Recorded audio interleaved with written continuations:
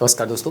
आज हम लोग सीएटी एक्ट का चैप्टर नंबर 8 जो कि काफ़ी इंपॉर्टेंट है, जो लैंड के ट्रांसफ़र से संबंधित है, को देखने वाले हैं। यहाँ पे इसका हेडिंग भी देखेंगे तो यहाँ पे लिखा हुआ है जोतों और भूधृतियों के पट्टे और अंतरण से संबंधित ये अध्याय है कि कब अपना जो हमारा होल्डिंग होता है, जैसा कि आप जान रहे हैं हम लोग पढ़ रहे हैं छोटा नागपुर काश्तकारी अधिनियम। काश्तकार क्या होता है?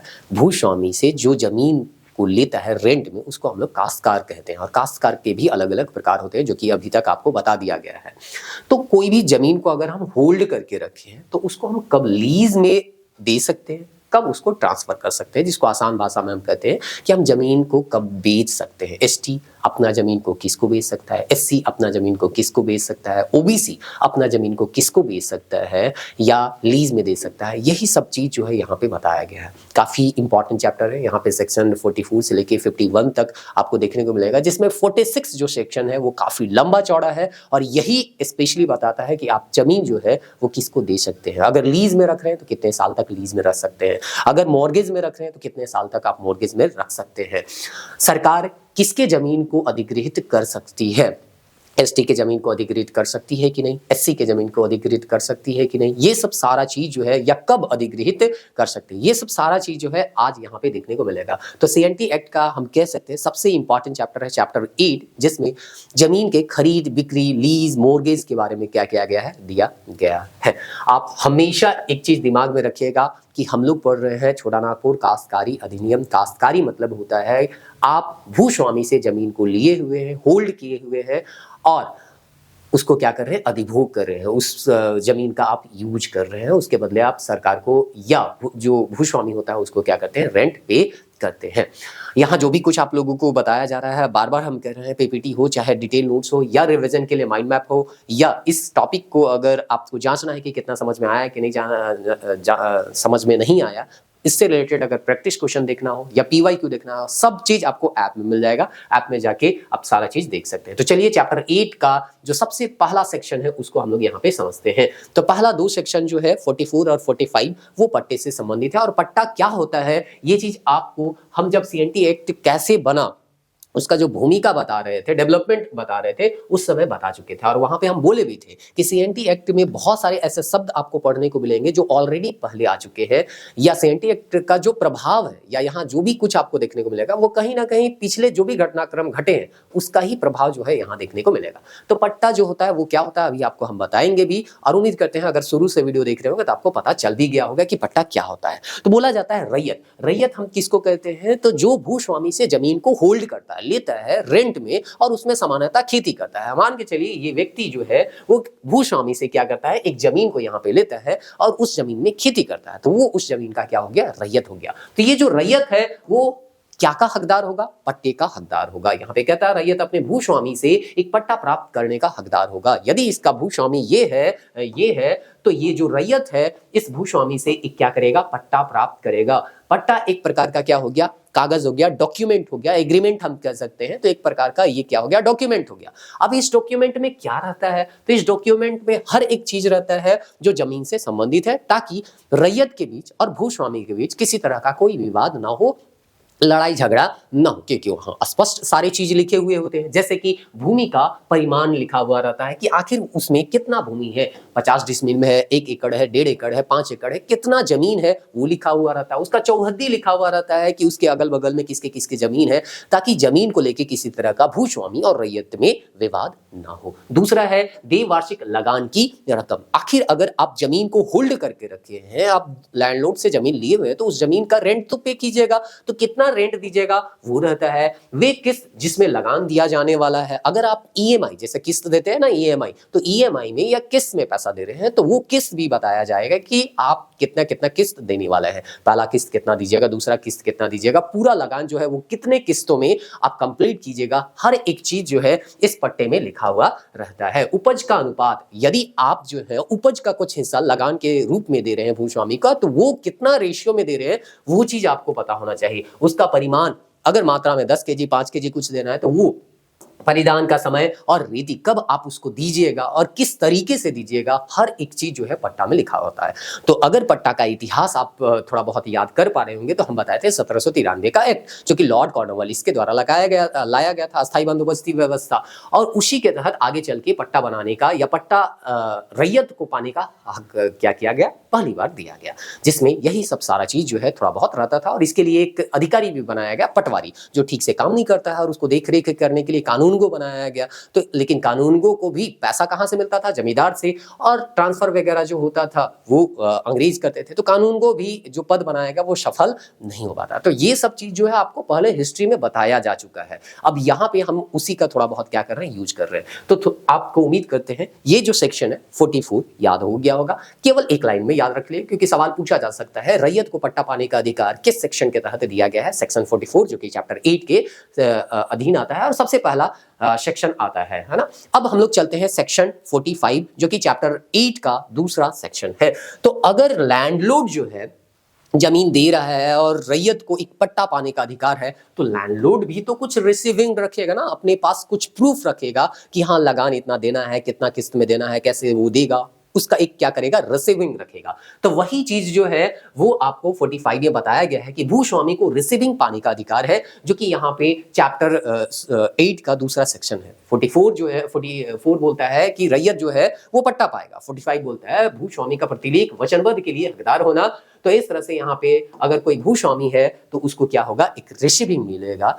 आप रैयत को पट्टा दे रहे हैं, पट्टा में हर एक बात लिखा हुआ है, तो उसका रिसीविंग जो है वो भूस्वामी को भी देना होगा, ताकि भूस्वामी के पास भी कुछ डॉक्यूमेंट होगा और इस तरह से दोनों के बीच विवाद न हो। इसीलिए यहाँ पे पट्टे का व्यवस्था किया गया है, क्योंकि पट्टा में स्पष्ट सारी चीजें जो है वो लिखे हुए रहती हैं। अब यहाँ पे जो मेन बात है उसको हम लोग पढ़ते हैं कि कब हम जो है अपने होल्ड किए हुए जमीन को, अगर कोई रैयत है तो अपने होल्ड किए हुए जमीन को कब ट्रांसफर कर सकता है, कब लीज दे सकता है, कब मोर्गेज कर सकता है। तो अगर सेक्शन 46 पढ़िएगा, यहाँ सेक्शन 46 का हेडिंग छूट गया है, सीधे 46(1) यहाँ पे हम लिख दिए हैं, ठीक ना, 46(1) लिख दिए। तो डिटेल नोट्स में आप देख लीजिएगा या माइंड मैप में देखिएगा, हो सकता है 46 जो है वो लिखा हुआ होगा, नहीं भी लिखा हुआ होगा तो कोई दिक्कत नहीं है, डिटेल में देखिएगा तो वहां पे मिल ही जाएगा। क्योंकि ये तो एक तरह का रिविजन नोट्स है, जो माइंड मैप होता है वो एक तरह का रिवीजन नोट्स है कि आप कम टाइम में रिवाइज कर सके, उसके लिए है। आपको पहली बार तो जो है डिटेल नोट्स ही पढ़ना चाहिए था।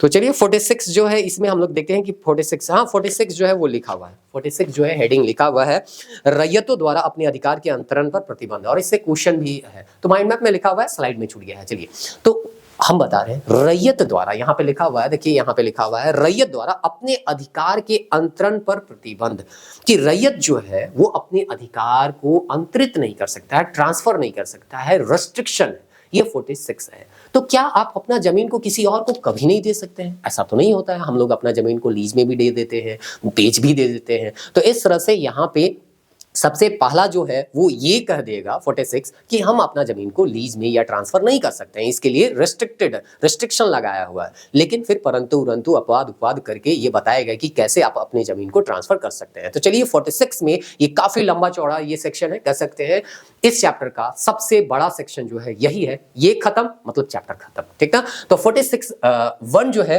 वो क्या कहता है उसको पहले देख लेते हैं। अपनी जोत या उसके किसी भाग में रैयत द्वारा अपने अधिकार का अंतरण 5 वर्षों से अधिक के लिए बंधक नहीं रख सकेगा। मतलब यहां पे कहा जा रहा है, इसको देखिए हम शॉर्ट में लिखे हैं, शॉर्ट में ये कोड एक तरह से कह सकते हैं, कोडिंग में लिखा हुआ है छोटे छोटे शब्दों में, ताकि आप जो है कम शब्दों से ही सारी चीजों को रिवाइज कर सके, क्योंकि डिटेल में तो सारा चीज लिखा हुआ रहता ही है।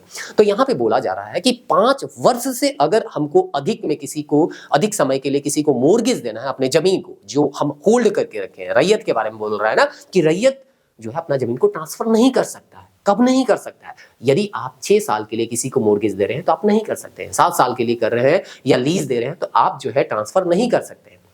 आप ट्रांसफर मैक्सिमम या मोर्गेज जो है या लीज जो है अपने जमीन को कितने साल के लिए दे सकते हैं? 5 साल के लिए, 5 साल से अनधिक, यानी कि 5 साल मैक्सिमम हो सकता है। आप 3 साल के लिए किसी को लीज दे दीजिए, 2 साल के लिए दीजिए, 3 साल के लिए, 4 साल, 5 साल के लिए दीजिए, लेकिन 6 साल के लिए आप अपने जमीन को ना तो मोर्गेज में लगा सकते हैं, ना ही आप अपनी जमीन को लीज दे सकते हैं।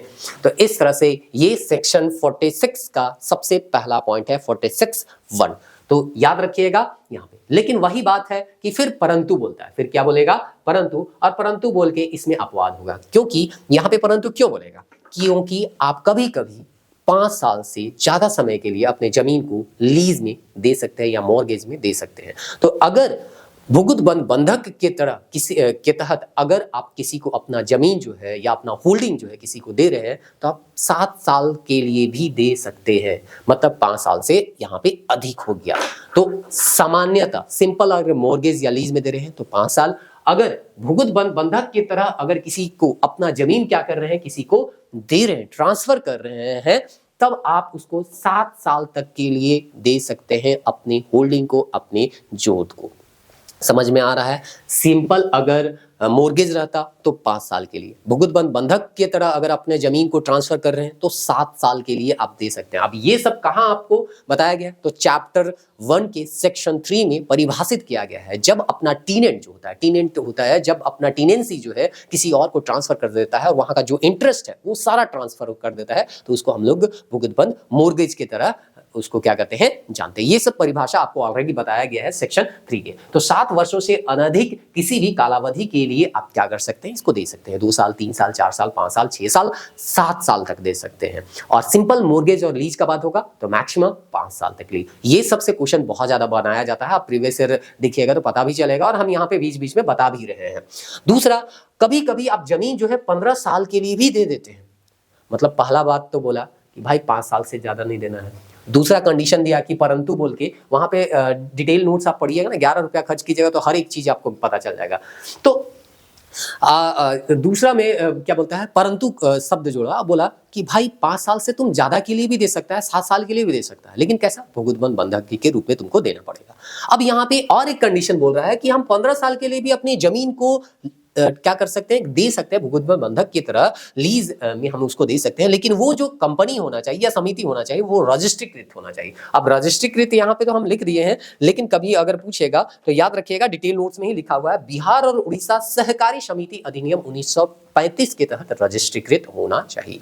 तो ये चीज यहाँ पे लिखा हुआ है, तो याद रखिएगा अगर कोई रजिस्ट्रीकृत समिति है तो उस जमीन को, यानी कि जिसको हम होल्ड किए हुए हैं, वो 15 साल तक के लिए भी हम क्या कर सकते हैं, भुगत बंधक की तरह दे सकते हैं। मतलब ये कोई समिति है, कमेटी है, जो कि बिहार और उड़ीसा अधिनियम 1935 है ना, सहकारी समिति अधिनियम 1935 के तहत ये क्या हुआ है, रजिस्ट्रीकृत है। तो इसको हम 5 साल के लिए नहीं, 7 साल के लिए नहीं, 15 साल तक के लिए भी क्या कर सकते हैं, मॉर्गेज के रूप में इसको जमीन दे सकते हैं। तो उम्मीद करते हैं ये 3 बात आपको 46 का शुरुआती 3 बात याद हो गया होगा। सामान्य कंडीशन में अगर मॉर्गेज या लीज में दे रहे हैं तो 5 साल, भुगत बंधक के तहत अगर जमीन दे रहे हैं तो 7 साल, अगर किसी रजिस्ट्रीकृत समिति को दे रहे हैं तो 15 साल तक के लिए दे सकते हैं।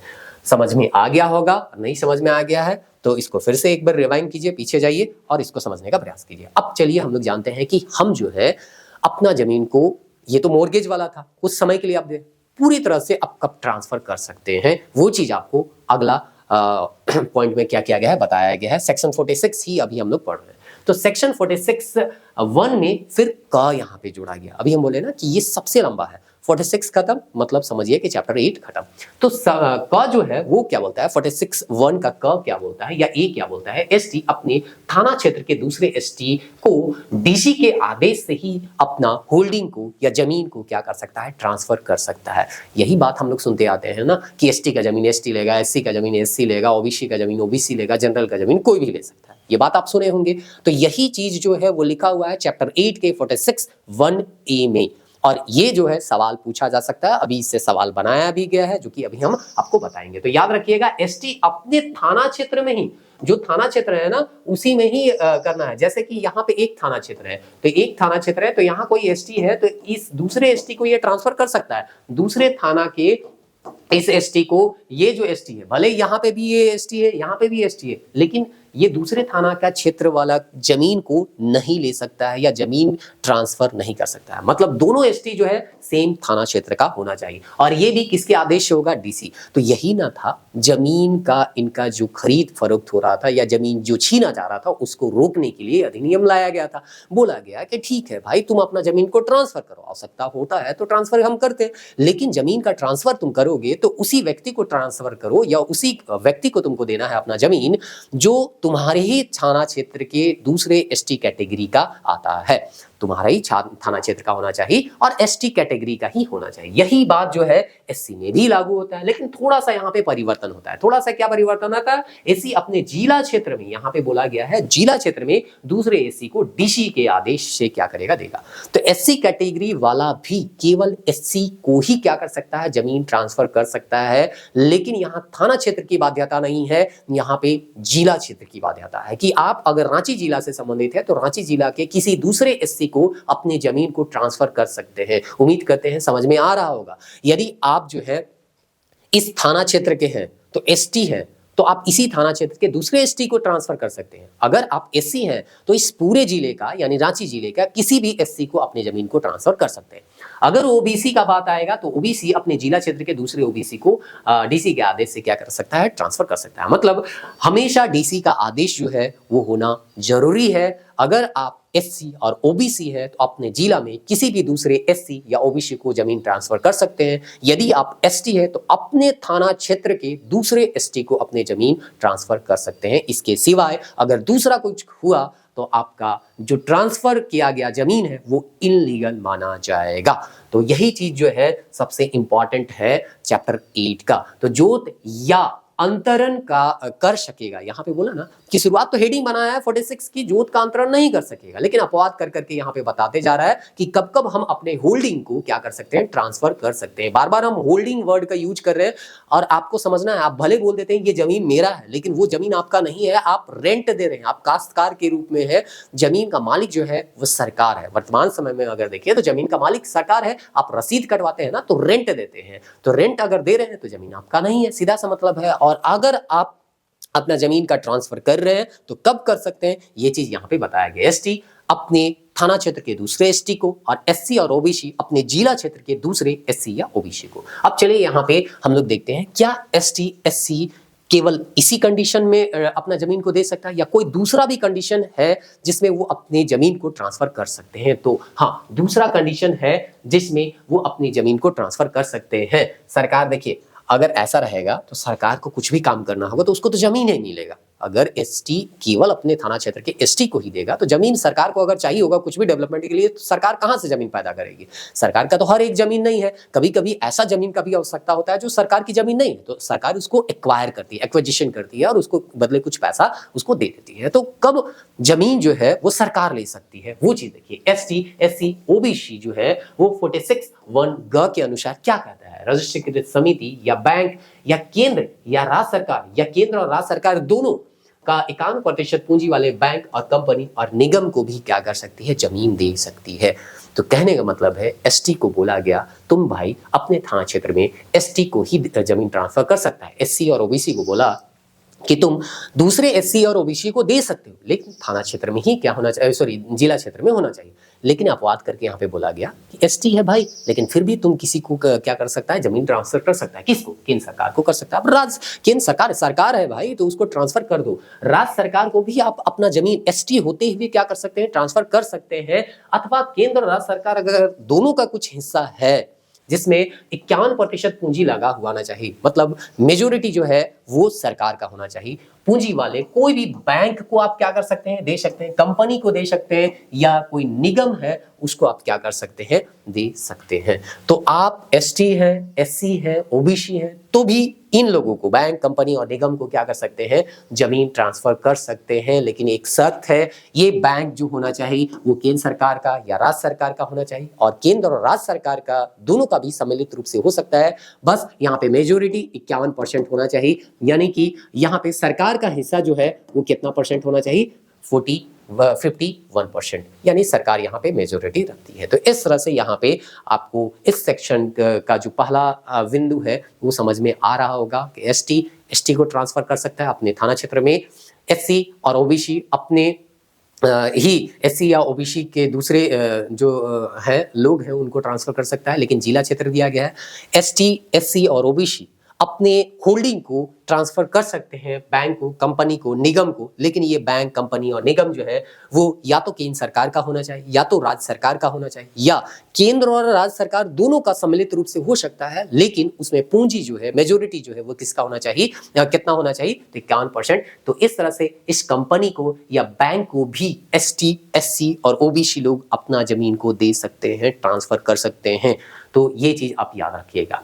अब उसके बाद यहाँ 46(1) क्या कहता है कि कोई अगर जनरल में जो ना तो ST में आता हो, ना SC में आता हो, ना OBC में आता हो, तो वो किसी को भी देगा, कहीं का भी व्यक्ति कहीं से भी ले सकता है। तो ये होता है, हम लोग बोलते हैं ना जनरल जमीन है, तो वही चीज यहाँ पे दिया गया है। अब यहाँ 46(1) खत्म हो गया, 46(1) जो है वो खत्म हो गया। 46 का हेडिंग आपको पता था, वहां पे बोला गया था कि रेस्ट्रिक्शन कि रैयत जो है अपना होल्डिंग को या जमीन को किसी को ट्रांसफर नहीं कर सकता है, लेकिन वहां पे परंतु अपवाद कर करके लास्ट में बता दिया गया कि किसको किसको आप जमीन जो है वो दे सकते हैं। मोर्गेज में अगर रखना है तो कितना साल के लिए, 5 साल, 7 साल और 15 साल के लिए आप भुगत बंधक भी क्या कर सकते हैं, रख सकते हैं। सिंपल मोर्गेज 5 साल के लिए, भुगत बंधक रखना है तो वहां 7 साल, अगर रजिस्ट्रीकृत कोई कंपनी है तो उसको 15 साल के लिए आप क्या कर सकते हैं, दे सकते हैं, मैक्सिमम 15 साल के लिए, ठीक ना, कम भी लेगा तो कोई दिक्कत नहीं है।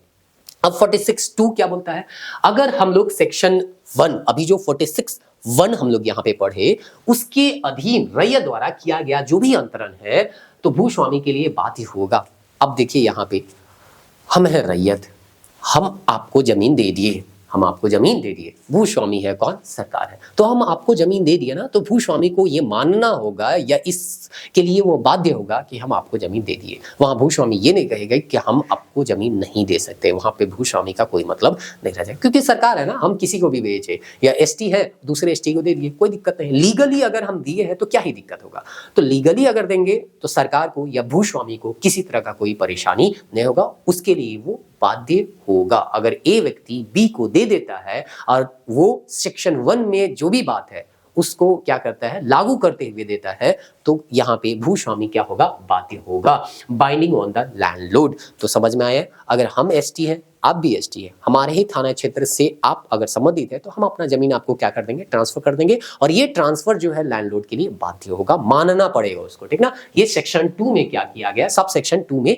बताया गया। अब यहाँ सब सेक्शन अगर 3 यहाँ पे देखे तो वहां पे बताया जाता है कि अधीन अगर सेक्शन 1 के अधीन ट्रांसफर अंतरण नहीं हुआ है तो रजिस्टर्ड नहीं किया जाएगा। अब मान के चलिए ST का जमीन है और किसी दूसरे थाना क्षेत्र के ST को आप ट्रांसफर कर दिए या जनरल या SC को ट्रांसफर कर दिए, तो ये सेक्शन 1 के तो अधीन नहीं है। सेक्शन 1 का 46 सब सेक्शन 1 का ये क्या है, उल्लंघन है। माफ कीजिएगा, सेक्शन 1 हम बोल रहे हैं, सब सेक्शन है, 46 सेक्शन है और उसके अधीन जो अभी 1, 2, 3 हम पढ़ रहे हैं वो सब सेक्शन होता है। तो 46.1 हम कर सकते हैं, या 46 का सब सेक्शन 1 जो है वो ये बताता है कि कब हम अपना जमीन किसको किसको दे सकते हैं, ये चीज बताया गया। तो वहां पे ये बताया गया था कि ST जो है अपना जमीन जो है ST को ही दे सकता है और थाना क्षेत्र सेम होना चाहिए।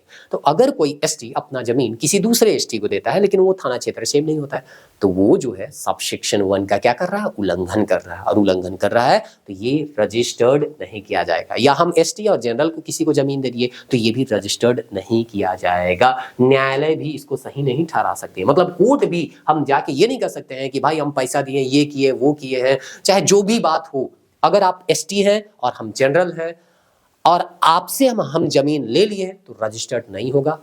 कोर्ट या न्यायालय भी इसको मान्य जो है नहीं ठहरा सकती है, क्योंकि नियम कहा गया है, CNT एक्ट कह रही है, 46(1) में कहा गया है कि ST का जमीन केवल ST ले सकता है और वो भी सेम थाना क्षेत्र में। SC का जमीन या OBC का जमीन SC या OBC ही ले सकता है, वो भी सेम जिला क्षेत्र में। अगर रांची जिला वाला SC किसी हजारीबाग जिला वाले SC को जमीन ट्रांसफर कर देता है तो ये भी अमान्य होगा। सेक्शन 46 का सब सेक्शन 1 का ये क्या माना जाएगा, उल्लंघन माना जाएगा और इसके तहत रजिस्टर्ड नहीं किया जाएगा। बहुत ही बेसिक चीज है, उम्मीद करते हैं समझ में आ रहा होगा। अब सब सेक्शन 3 की ओर चलते हैं। 46 हम बार बार कर रहे हैं, पूरा जो चैप्टर 8 है ना उसका मेन जो जड़ है वो यही है, यही चीज है। ये खत्म, चैप्टर 8 खत्म। 46(3) में क में बोलता है किसी वाद में यदि पक्षकार एसटी है और गैर एसटी है तो डीसी अपने आप एक पक्षकार बन जाता है। तो मान के चलिए दो पक्ष हैं, एक पक्ष ये है, एक पक्ष कोई और होगा, और ये एक पक्ष जो है वो एसटी है और ये एक पक्ष जो है वो एसटी नहीं है, गैर एसटी है। या तो एससी हो सकता है, ओबीसी हो सकता है, या जनरल कैटेगरी का हो सकता है। तो ये माना जाता है कि एसटी थोड़ा पिछड़े हुए हैं, तो ये थोड़ा इसके ऊपर प्रभावी हो सकता है। इसीलिए एसटी के पक्षकार के रूप में कौन आ जाएगा? डीसी आ जाएगा। मतलब एसटी के पक्ष में बात कौन रखेगा? डीसी रखेगा। एसटी के बात को ध्यान से सुनेगा और वो जांचने का प्रयास करेगा क्या इसके हक अधिकार को छीना तो नहीं जा रहा है, क्या इसको इनलीगल तरीके से ट्रांसफर तो नहीं किया गया है। तो इस तरह से याद रखिएगा, अगर यहाँ पे कोई दो पक्ष है जिसमें एक पक्ष जनरल और दूसरा पक्ष जो है वो एसटी है, तो इस एसटी के बिहाफ में ये एक पक्षकार बन जाएगा। ये भी देखेगा या डीसी भी देखेगा कि ये जो अंतरण हुआ है वो सही हुआ है या गलत। तो ये जो है 46 का सब सेक्शन 3 में बोला गया है। तो देख रहे हैं जमीन जो है इनलीगल तरीके से ट्रांसफर न हो इसके लिए ये सब सेक्शन लाया गया है। होता है ना कि एसटी ऐसी है, चलो किसी तरह से क्या कर दिए, दारू पिला दिए, ये कर दिए, वो कर दिए, अलग कोई भी तरीका हो सकता है। मतलब ये हम नहीं कर रहे हैं कि शराब पिला दिया और उसके बाद ही जमीन देगा। हो सकता है किसी तरह से वो उसको मतलब इमोशनली क्या किया गया, फूल बनाया गया और उसके बाद उसका जमीन को छीन लिया गया इलीगल तरीके से। तो किसी भी तरीके से अगर इनलीगल रूप में अगर लैंड का ट्रांसफर हुआ है, होल्डिंग का ट्रांसफर हुआ है, तो डीसी पक्षकार होके उसका जमीन को वापस दिलाएगा। तो किसी भी तरह से आप एसटी का जमीन को छीन नहीं सकते हैं। इस चीज का ख्याल रखा गया था सीआईटी एक्ट के चैप्टर 8 के सेक्शन 46 में। अब 46 का सब सेक्शन 4 क्या बोलता है? लीज के समय समाप्त होने के 3 वर्ष के भीतर कभी भी डीसी के आवेदन से रैयत को जोत वापस कर सकेगा। तो यहाँ पे मान के चलिए अभी आपको बोला गया था ना 46 में कि आप लीज दे सकते हैं। सामान्य लीज जो होता है वो कितने साल के लिए, या मोर्गेज जो है 5 साल के लिए दे सकते हैं। अब 5 साल के लिए लीज में जमीन दिए थे और लीज का ये समय खत्म हो गया है, वापस आपको जमीन हो सकता है नहीं मिल रहा है, तो डीसी को आप आवेदन कीजिएगा। डीसी जो है 3 साल के भीतर कभी भी डीसी के आवेदन से रैयत को जोत जो है वापस कर सकेगा। यानी रैयत जो है जैसे वो जमीन लिया है, मोर्गेज में जमीन लिया गया, उसको वापस करेगा। भाई टाइम पूरा हो गया, लीज का जो समय था 5 साल पूरा हो गया या 3 साल पूरा हो गया, तो हम जो है तुमको वापस क्या कर देते हैं, जमीन दे सकते हैं। मतलब कभी कभी होता है ना, हम किसी को मोर्गेज में दे देते हैं या लीज में दे देते हैं, वापस बोलता है, भूल जाता है। 7 साल 15 साल के लिए भी हम देखें कि रजिस्ट्रीकृत अगर कोई समिति होगा तो 15 साल के लिए भी दे सकते हैं। तो हम किसी को लीज में जमीन दिए तो वो समय जब समाप्त होगा तो हमको तो जमीन वापस मिलना चाहिए। तो अगर किसी तरह से आनाकानी करता है तो भाई यहाँ पे डीसी आएगा, डीसी आके उसका जो लीज में लिया हुआ जमीन है वापस दिलाएगा। तो इस तरह से यहाँ पे ये भी देखा गया कि ऐसा ना हो कि लीज के नाम पे आप किसी का जमीन को ले लिए और बाद में हड़प लिए और उसका जमीन वापस ही नहीं दिए। तो यहाँ पे डीसी के पास इतना पावर है कि आपका जो जमीन लीज में लिया गया था वो जमीन आपको वापस दे दिया जाएगा जब उसका समय पूरा हो जाएगा। तो ये चीज याद रखिएगा। अब उसके बाद यहाँ पे दिया गया है 46(4) में क्या बोलता है कि उपायुक्त द्वारा स्वयं या एसटी के अधिभोगी रैयत के आवेदन, और ये आवेदन कितने साल का होना चाहिए, ये काफी इंपॉर्टेंट है। ये सब सवाल जो है आपको देखने को मिलता है और अभी हम आपको दिखाएंगे भी। 12 वर्ष के अंदर ये आवेदन होना चाहिए। देखिए एसटी को अधिभोगी रैयत का आवेदन ना, एसटी अगर अधिभोगी रैयत है तो वो ऐसा नहीं है कि 50 साल के बाद आवेदन दे रहा है, कुछ ऐसा मामला हुआ है तो 12 साल के अंदर अंदर उसको क्या करना है, आवेदन देना है। पर गैर कानूनी तरीके से भूमि या जोत के अंतरण को जांच करने के आदेश से संबंधित है। तो मान के चलिए आप यहाँ पे क्या है, एक एसटी है, आप क्या है यहाँ पे एक एसटी है। इस तरह से आप मान के चलिए यहाँ पे एसटी है, ये एसटी है, आपका जमीन जो है वो किसी और को कोई और क्या कर लिया है, ले लिया है, कोई और ले लिया है।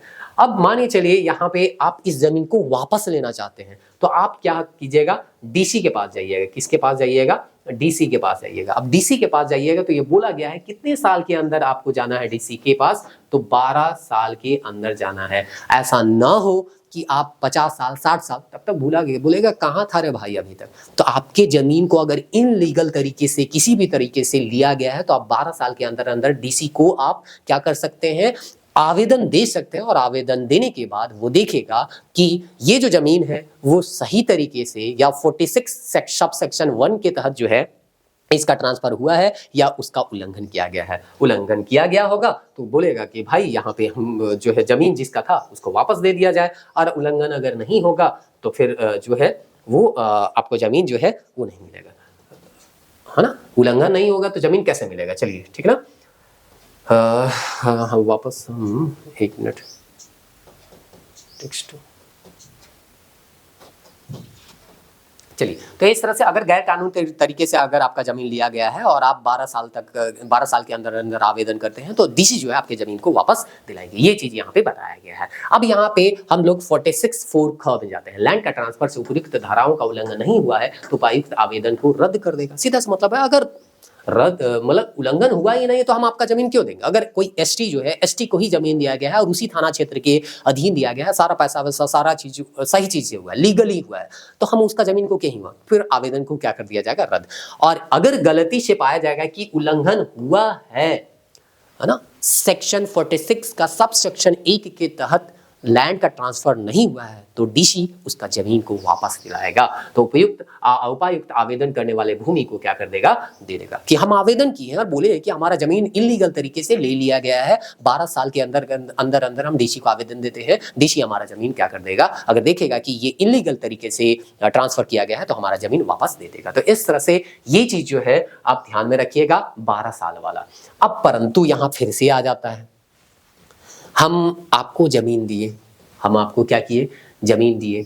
अब हो सकता है आप इनलीगल तरीके से जमीन ले लिए होंगे, हम चाहे जैसे भी हो सकता है, मेरा भी गलती है कि हम जानते हुए कि ये इलीगल है लेकिन पैसा लेने के लिए कुछ बहुत पैसा ले लिया, हम बोले कि हम सरकार के पास नहीं जाएंगे, हम जमीन नहीं लेंगे।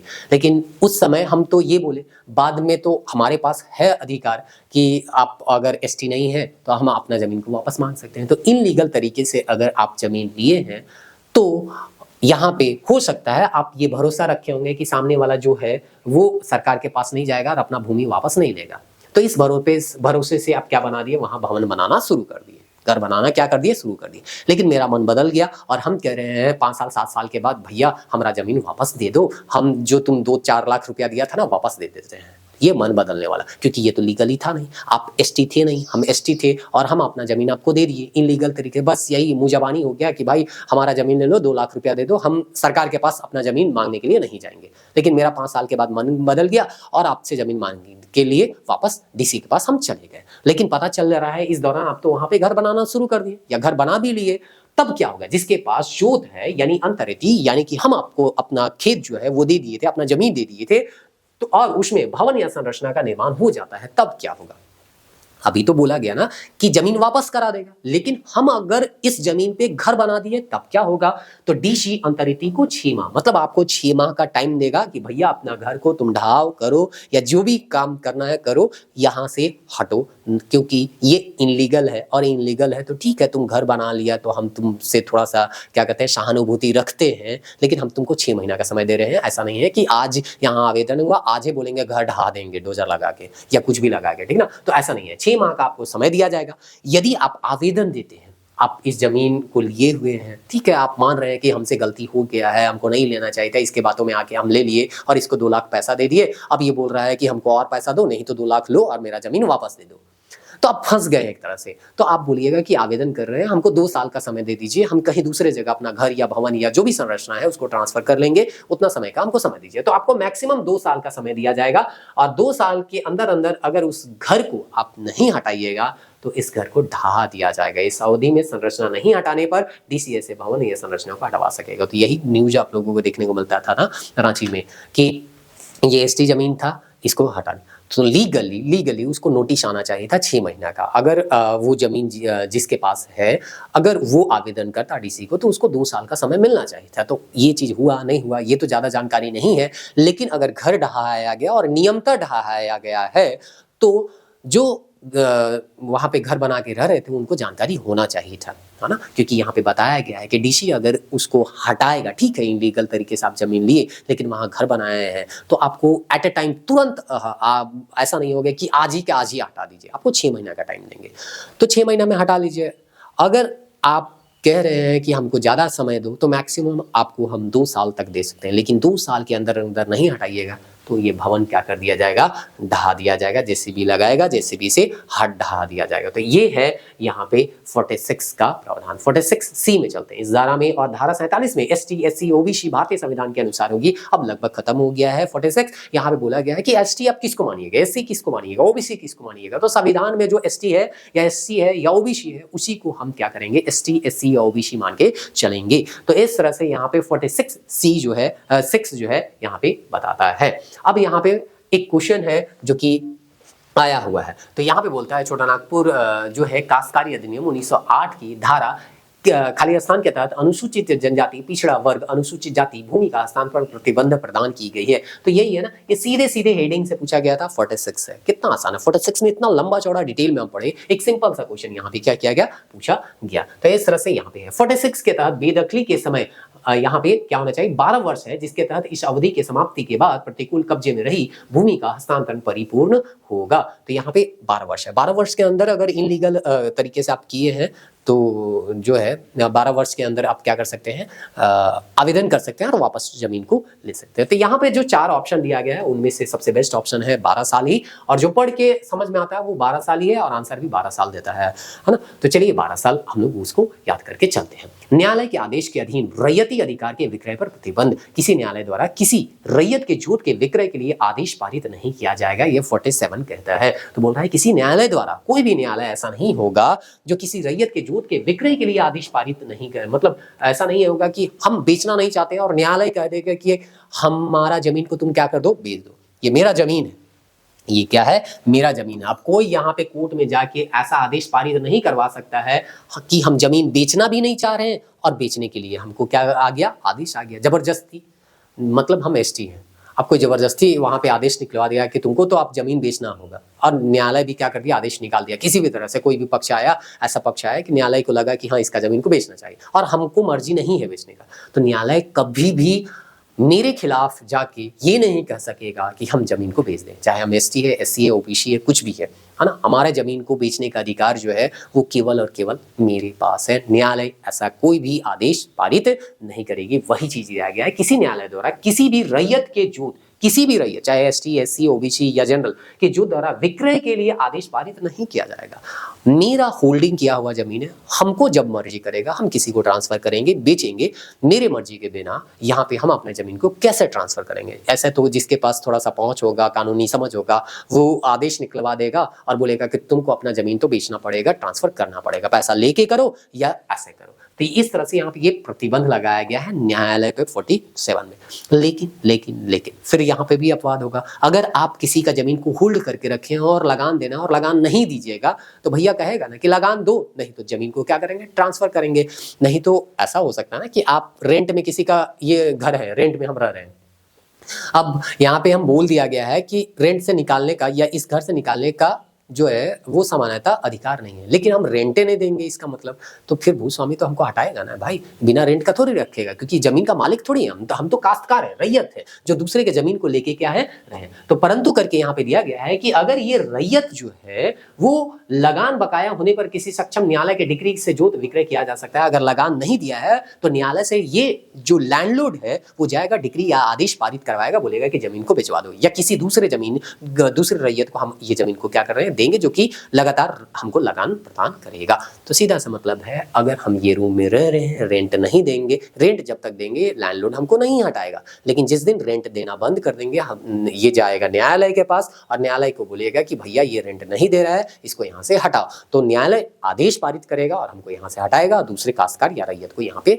स्थापित करेगा। परंतु अगर यह जोत ST SC का भूमि हो तो यह भूमि ST और SC के सदस्य को ही बेचा जाएगा। कहने का मतलब है ऐसा नहीं है कि भूस्वामी अगर ये लगान नहीं दे रहा है तो किसी दूसरे जाति को क्या कर देगा, भूमि ट्रांसफर कर देगा। नहीं, अगर ये जमीन जो है ST का है और ये लगान नहीं दे रहा है तो इसका जमीन जो है किसी दूसरे ST को उसी थाना क्षेत्र के अधीन दिया जाएगा, बाकी किसी को नहीं दिया जाएगा। नहीं तो ऐसा क्या होता कि कोई लगान ही नहीं देता, कोई लगान नहीं देता, उसको जबरदस्ती बोल, अगर भूमि ट्रांसफर करना हो और जो जिसके पास भूमि है उसको बेचना भी हो तो ऐसे ही किया जाता है कि हम जो है लगान देना बंद कर देंगे, भूस्वामी ऊपर से कहेगा कि तुम लगान नहीं दे रहा है और उसके बाद उस जमीन को ट्रांसफर कर देगा और ST के बजाय इसको किसी जनरल को क्या कर देगा, जमीन को दे देगा। तो इस तरह से एससी का जमीन किसके पास चला जाता है, एसटी का जमीन जनरल के पास चला जाता है। लेकिन यहाँ पे ऐसा नहीं है, अगर आप एससी को हटा रहे हैं, विस्थापित कर रहे हैं, तो यहाँ पे स्थापित भी किसको कीजिएगा, एसटी को ही कीजिएगा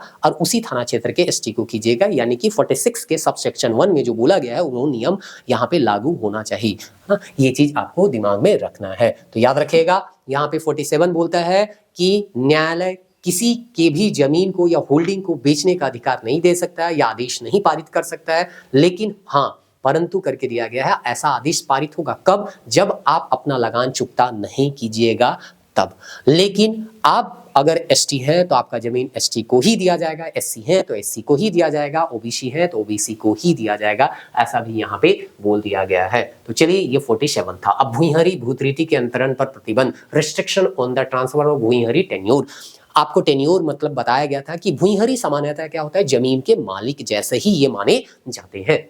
भूइंहरी भूतरीति के अंतरण से संबंधित क्या है, 46 की उपधारा 2 के खंड क और ख के अधीन अर्थात एसटी अपने थाना क्षेत्र के दूसरे एसटी को डीसी के आदेश से क्या कर सकता है, दे सकता है। यानी अगर भूइंहरी ये लोग हैं, भूइंहरी जमीन के मालिक हैं, तो ये दूसरे भूइंहरी को क्या कर सकते हैं या दूसरे एसटी को क्या कर सकते हैं, दे सकते हैं। लेकिन यहाँ पे डीसी का क्या होना चाहिए, आदेश होना चाहिए। तो भूइंहरी के लिए है 48 सेक्शन। सामान्य वाला जोत जो था वो 46 से संबंधित था, और भूइंहरी अगर जोत का आप ट्रांसफर कर रहे हैं, होल्डिंग का ट्रांसफर कर रहे हैं, तो वो 48 में बोलता है। अब बात वही लागू होता है कि एसटी है तो एसटी को उसी थाना क्षेत्र के एसटी को देना है। दूसरा, अगर यहाँ पे राज्य सरकार जो है भूइंहरी के भूतरीति के अंतरण संबंधी नियम बना सकती है, मतलब राज्य सरकार के पास इतना पावर है कि जमीन से ट्रांसफर से रिलेटेड कुछ नियम क्या कर सकती है, बना सकती है। उपधारा 1 में अथवा उपधारा 2 के इतर अंतरण विधि मान्य नहीं होगा। तो यहाँ पे लेकिन ये भी बात किया गया है कि अभी हम सब सेक्शन 1 और सब सेक्शन 2 बताया ना आप लोगों को, तो उसके मतलब इतर जाके अगर आप क्या कर रहे हैं, जमीन का ट्रांसफर कर रहे हैं, तो वो विधि मान्य नहीं होगा।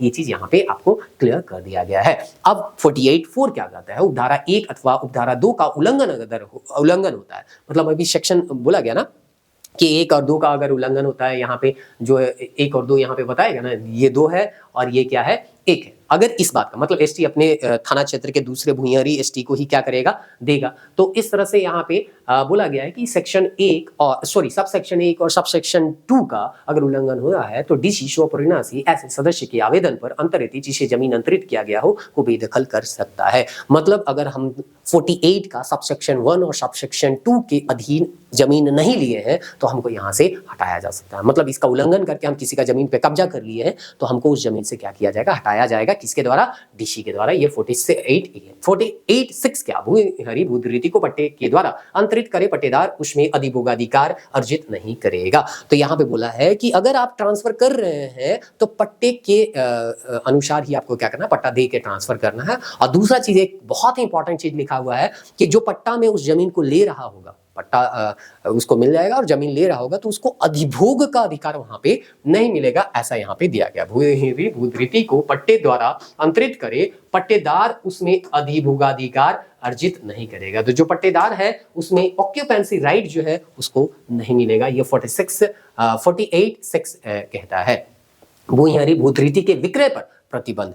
तो सामान्यतः भूइंहरी भूतरीति को हम लोग बेच नहीं सकते। भूइंहरी भूतरीति के बिक्री संबंधी विक्रय न्यायालय पारित नहीं करेगा। तो जैसे वहां पे बोला गया ना, सामान्य रैयत है तो उसके लिए भी न्यायालय ऐसा आदेश नहीं पारित करेगा कि तुम जमीन को क्या कर दो, बेच दो। तो उसी तरह से यहाँ पे बोला जा रहा है भूइंहरी भूतरीति है, तो यहाँ पे भी बोला गया है कि कोई भी भूइंहरी भूतरीति को, यानी ये जमीन है, भूइंहरी जमीन है, तो यहाँ न्यायालय कोई भी आदेश पारित नहीं करेगी जिससे ये जमीन किसी को ये बेच दे। मतलब इसका अधिकार है, इसको बेचना है, देना है तो दे। न्यायालय यहाँ पे बीच में नहीं आएगी और अपने आप नहीं बोलेगी कि तुमको मन नहीं है तो भी तुमको बेचना पड़ेगा, ऐसा नहीं होगा, ठीक ना। 48(2) क्या कहता है, लगान के बकाया होने पर। फिर वही बात है, वही चीज है, वो सामान्य रैयत के बारे में बात कर रहा था, ये भूइंहरी रैयत के बारे में बात कर रहा है।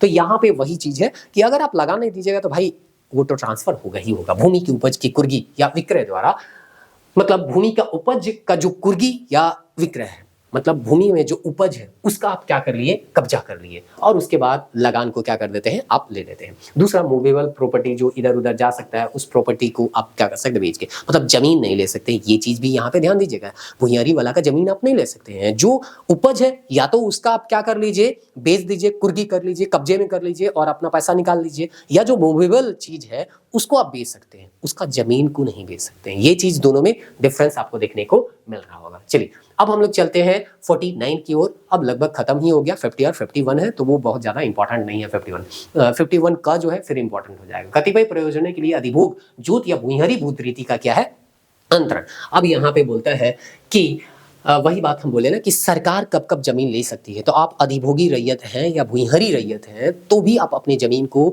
ट्रांसफर कर सकते हैं सरकार को। कब कब कर सकते हैं देख लीजिए। भूइंहरी भूत रीति सामान्यतः बोला ना कि ट्रांसफर नहीं होगा, लेकिन यहाँ पे अपवाद करके यहाँ पे या अपवाद क्या 49 जो अलग सेक्शन है उसमें बताया गया है कि सरकार कब आपका जमीन ले सकती है, यदि आप अधिभोगी रैयत है तो भी और भूइंहरी रैयत है तो भी। तो यहाँ पे धारा 49(1) जो है वो बोलता है 46, 47 और 48 के अंडर में किसी बात के होते भी, अभी हम लोग पढ़े 46 भी पढ़े, 47 भी पढ़े, 48 भी पढ़े, तो ये सब जो भी पढ़े हर एक बात के होते हुए भी निम्न प्रयोजन के लिए अंतरित कर सकेगा सरकार भूमि का औद्योगिक कार्य के लिए। तो 46 क्या होता है, एसटी जो है सामान्य में अगर हम देखें तो एसटी एससी को जमीन दे सकता है, एसटी एसटी को दे सकता है, एससी एससी को दे सकता है, ओबीसी ओबीसी को दे सकता है। एससी और ओबीसी वाला जिला क्षेत्र का बात बोलता है, एसटी वाला एसटी क्षेत्र का बोलता है। तो ये सब बारे में बोला गया। 48 भूइंहरी के बारे में बोला गया कि एसटी भूइंहरी अपने थाना क्षेत्र के एसटी भूइंहरी को डीसी का आदेश से देगा।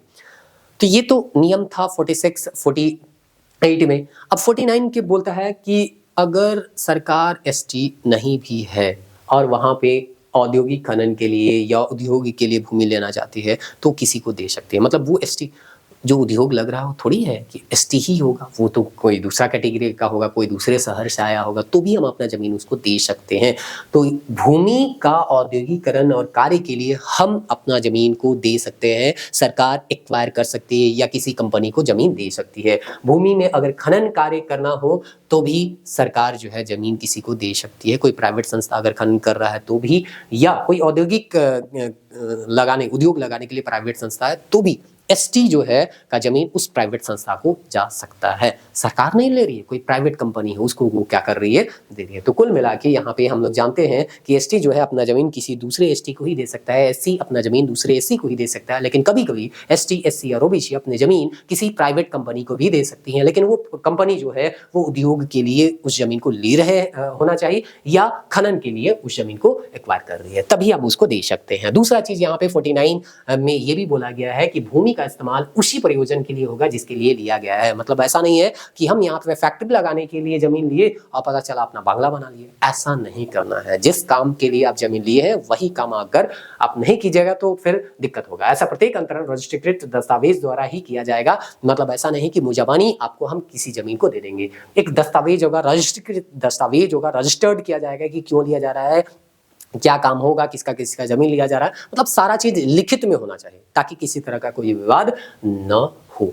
अगर यहाँ पे 49 का सबसेक्शन 5 बोलता है कि अगर 1 और 2 के उपबंध के उल्लंघन होने पर अधिभोगी रैयत ऑक्यूपेंसी राइट जो एसटी हो 12 वर्ष के अंदर आवेदन करे या डीसी की स्वप्रेरणा से अंतरण को रद्द किया जा सकता है। मतलब यहाँ पे बोला गया ना कि 1 और 2 में कि कौन कौन तरीका से आप क्या कर सकते हैं, जमीन को दे सकते हैं। तो एक बोलता है कि अगर औद्योगिकरण या भूमि में खनन हो रहा है तो हम जमीन को दे सकते हैं, एसटी जो है अगर हम हैं तो हम जमीन को दे सकते हैं। दूसरा एसटी नहीं है, ये एसटी नहीं है, फिर भी हम अपना जमीन को क्या कर दिए, दे दिए। तो एक तरीका है। लेकिन पता चला औद्योगिकरण के लिए वो लिया था और वही बोले ना बांग्ला बना के रह रहा है, आराम से अपना परिवार को रख रहा है, तो ये तो गलत तरीका हो गया ना। तो हम 12 वर्ष के अंदर आवेदन देके डीसी से आवेदन देके उस जमीन को वापस ले सकते हैं। ये 49(1) था। 49(2) क्या बोल रहा है कि जिस प्रयोजन के लिए लिया गया था, अभी हम बोले ना कि जिस प्रयोजन के लिए लिया गया था वही प्रयोजन होना चाहिए। तो पहला चीज तो औद्योगिक और खनन के लिए दे रहे हैं, दूसरा चीज जिस कार्य के लिए दे रहे हैं वही काम हो रहा है। अगर ये दोनों चीज नहीं हो रहा है और आपका जमीन को लिया है और आप एसटी हैं तो 12 वर्ष के अंदर आवेदन करके डीसी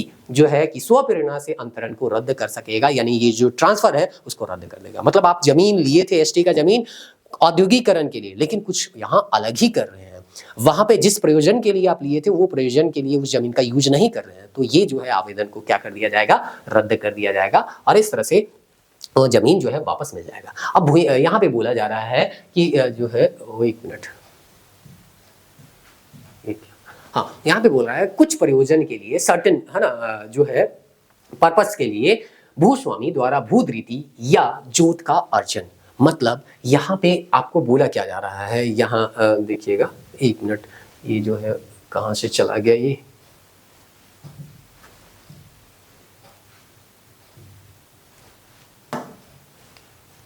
हम्म।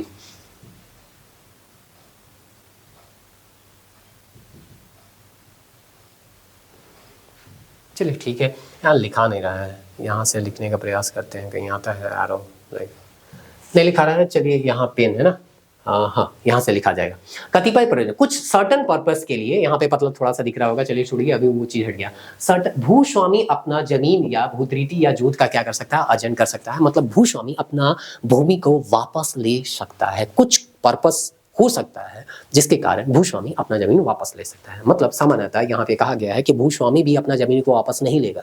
सामान्य कंडीशन में भूस्वामी अभी क्या है, सरकार है, यही मान के हम चलते हैं, तो सरकार भी अपना जमीन को आपसे नहीं ले सकती है। ठीक है, आप कह रहे हैं कि हम जो है वो इस जमीन के मालिक नहीं हैं, आप ही इसके मालिक हैं, लेकिन मालिक भी आपका जमीन को सामान्य कंडीशन में छीन नहीं सकता है। किस कंडीशन में मालिक आपका जमीन को ले सकता है, तो डीसी लैंडलॉर्ड के आवेदन से निम्न प्रयोजन के लिए भूधृति के अर्जन की अनुमति प्रदान कर सकता है। तो डीसी ही यहाँ पे क्या करता है, अनुमति प्रदान करता है। यदि भूस्वामी कहे कि हमारा जमीन जो है वो भूधृति आपको बताया था ना, जमीन का जिसमें मालिकाना हक रहता है उसको हम लोग भूधृति बोलते हैं, ठीक ना। तो जमीन का जो मालिक है भूस्वामी, तो भूस्वामी उस जमीन का भूधृति है, भूधृति रखे हुए है, टेन्योर है ना। और हम लोग तो टेनेंसी है, जो जमीन को क्या किए हैं, सरकार से लेके रखे, होल्ड किए हुए हैं।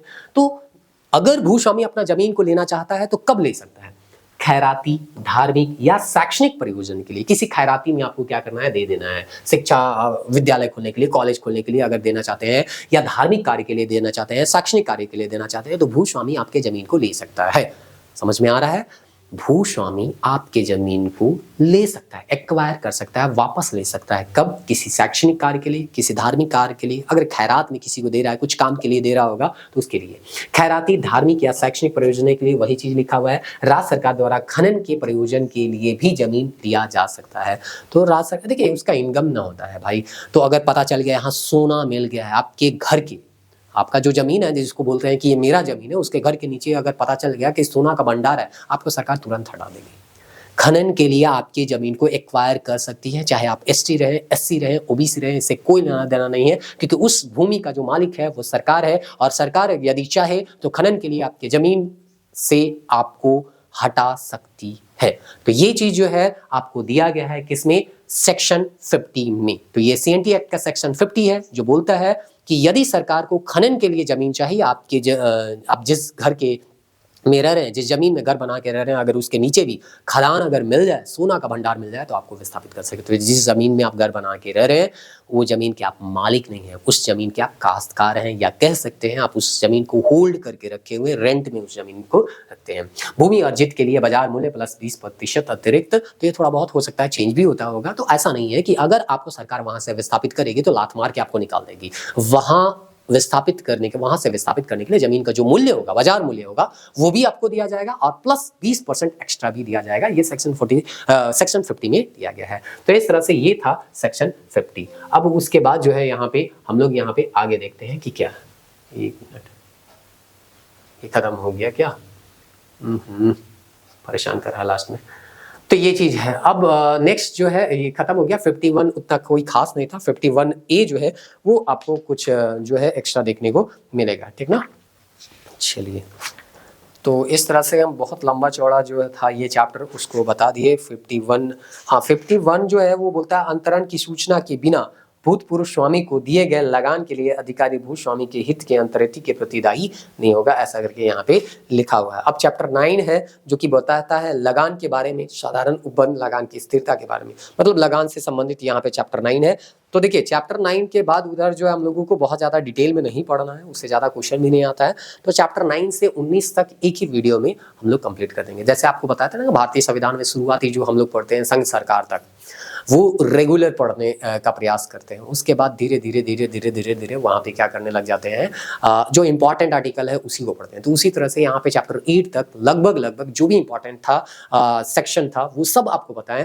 हर एक सेक्शन आपको बताने का हम प्रयास किए जो इंपॉर्टेंट था, वो छूटा नहीं। लेकिन अब 9 से 19 तक आप लोगों को कम सेक्शन बताया जाएंगे, वही सेक्शन बताए जाएंगे जो इंपॉर्टेंट है। नहीं तो 9 से 19 तक अभी जितना पढ़े ना उससे भी ज़्यादा टाइम लगेगा और इससे क्वेश्चन उतना ज़्यादा आता भी नहीं है।